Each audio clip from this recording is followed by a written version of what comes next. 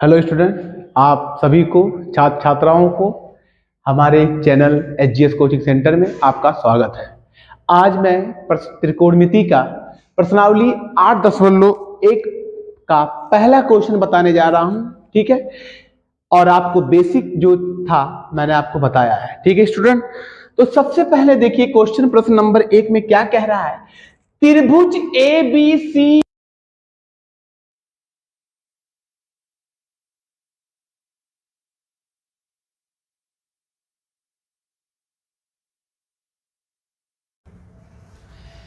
आज त्रिभुज एबीसी में जिसका कोण बी समकोण है, समकोण मतलब जो 90 अंश का कोण बनाता हो, तो सबसे पहले हमें एक त्रिभुज बनाना है जो वहां पर बी क्या होना चाहिए, समकोण। जहां पर 90 अंश बनेगा वहां पर हम क्या लिखेंगे, बी लिखेंगे। चलिए हम बनाते हैं, ध्यान देखिएगा तो आपको आ जाएगा।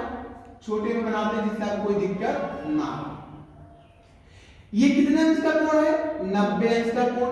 90 अंश के कोण को ही हम समकोण कहते हैं, 90 अंश के कोण को ही हम समकोण कहते हैं। तो क्या कह रहा है कि त्रिभुज एबीसी में, मतलब इनका जो त्रिभुज बना है उनका नाम एबीसी है। तो कह रहा है जिसका कोण बी, माने जो बी होगा वो क्या होगा, समकोण होगा। और समकोण कौन सा दिया है, ये दिया है, तो मतलब बी हम यहां लिखेंगे। ठीक है, तो ऊपर ए लिखो या यहां ए लिखो, कहीं पर भी ए लिखो, उससे कोई मतलब नहीं है। पेपर में कभी कभी यहां सी पूछ लिया तो कोण समकोण में यहां सी लिखेंगे। यहां जो पूछेगा वहां समकोण की जगह पे उसको वहां रखेंगे। ठीक है ना। और जो भी अब देखो एबीसी में बी हट गया तो ए और सी बचा कि नहीं, तो ए सी कहीं पर भी लिखो, या यहां ए लिखो या यहां ए लिखो, उससे कोई मतलब नहीं है। तो यहां पर हमने सी लिखा, ए हो गया सी हो गया। समझ में आया कि नहीं। अब इसके बाद क्या कह रहा है, ए बी बराबर 24 सेंटीमीटर। ए बी बराबर कितना दिया है, 24। तो यहां पर लिखेंगे कि ए बी बराबर 24 सेंटीमीटर। फिर क्या कह रहा है, बीसी बराबर 7 सेंटीमीटर, माने बीसी बराबर 7 सेंटीमीटर दे दिया है। ठीक है, अब आप एक चीज दिमाग में बैठा लीजिए, क्या ये समकोण त्रिभुज है? हाँ, जब 90 अंश का कोण बनता है वो समकोण होता है। क्या इसमें दो भुजा ज्ञात है? हाँ, तीसरी भुजा को ज्ञात करने के लिए हमें एक ही चीज पता है कि समकोण त्रिभुज में जब दो भुजा ज्ञात होती है तो तीसरी भुजा ज्ञात करने के लिए समकोण त्रिभुज में हम पाइथागोरस प्रमेय का सूत्र लगाते हैं। तो लिखेंगे, हल में यही से स्टार्ट करेंगे। हल सबसे पहले फिगर बनाएंगे, फिर लिखेंगे पाइथागोरस प्रमेय से, पाइथागोरस प्रमेय से। आप यहां लिख लीजिएगा कि ए बी बराबर 24 सेंटीमीटर और बीसी बराबर 7 सेंटीमीटर। ठीक है, फिर पाइथागोरस प्रमेय से आपको बताया गया है कर्ण स्क्वायर बराबर लंब स्क्वायर प्लस आधार स्क्वायर। आपको पता है इसको कर्ण कहते हैं, इसको हम आधार कहते हैं और इनको हम लंब कहते हैं। इसी तरह को कर्ण का मान कुछ नहीं ज्ञात है तो आप लिखेंगे कर्ण स्क्वायर बराबर लंब की जगह पे 24 दिया है तो आप लिखेंगे 24 का स्क्वायर प्लस आधार की जगह पे दिया 7, हम लिखेंगे 7 का स्क्वायर। समझ में आया बच्चों।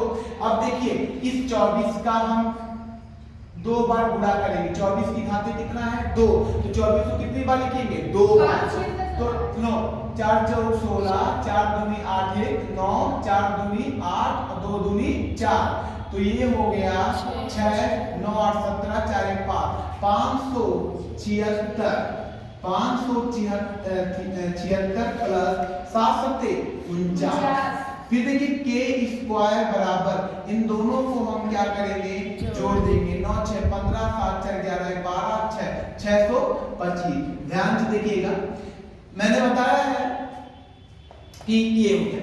हमने बताया है कि वर्ग को हटाने के लिए दोनों पक्षों का वर्गमूल करते हैं और वर्गमूल को हटाने के लिए दोनों पक्षों का वर्ग करते हैं। तो यहाँ वर्ग दिया है, वर्ग को हटाने के लिए हम क्या करेंगे, दोनों पक्षों का वर्गमूल करेंगे। तो वर्गमूल का मतलब 625 का आप लासा निकालेंगे तो 625 किससे कटेगा, तो आप बोलिएगा 5 से कटेगा, तो कितने बार में 5 कम 5, 5 दूनी 10 और 5 पच्चे 25। फिर देखिए 5 दूनी 10, 5 पच्चे 25, 5 पच्चे 25, 5 कम 5। मैंने बताया था कि इसमें कितने का जोड़ा बनता है, 2 2 का। तो एक बार जोड़ा बन गया तो आप लिख दीजिए k बराबर 5।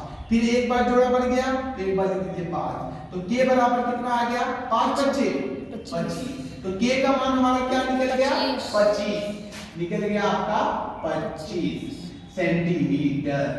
अब बताइए इतना आपको आ गया तो आप आगे क्या करेंगे, ये तो हमने रफ वर्क बताया था आपको बच्चों।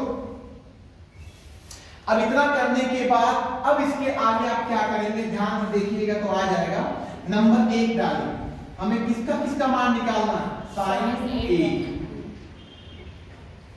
फिर बात समझिए, sin a बराबर, देखिए जिसका भी कोई भी त्रिकोणमितीय अनुपात का मान ज्ञात करना होगा, इधर देखिए किसी भी त्रिकोणमितीय अनुपात का मान ज्ञात करना होगा तो एक चीज दिमाग में बैठा लीजिएगा कि लाल बटे कक्का को याद करिएगा। किसका, लाल बटे कक्का। लाल बटे कक्का कब लगेगा, जब कभी भी त्रिकोणमितीय अनुपात का मान ज्ञात करना हो तो लाल बटे कक्का याद आना चाहिए ना।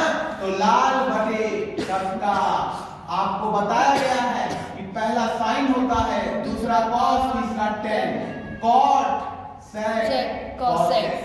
आपको पता है साइन का पूछ रहा है, साइन बराबर लंब बटा कर्ण। अब इधर देखिए एक चीज मैंने और बताया था कि ए जो कोण दिया होता है यदि नीचे दिया है तो आप में कोई परिवर्तन नहीं होता है, और यदि ऊपर दिया होगा तो उसमें परिवर्तन होगा। समझ गए ना, अभी बता दिया जाएगा। देखिए ध्यान से, ए है तो ऊपर से पूछ रहा है, कहां से पूछ रहा है, ऊपर से। जब ऊपर से पूछ रहा है तो आप दिमाग में बैठा लीजिए कि जो लंब था अब वो क्या बन जाएगा, जो लंब था वो क्या बन जाएगा। अब देखिए एक गड़बड़ हो जाएगा आपका कि वही गड़बड़ इसलिए हो जाएगा, स्टॉप कर दो।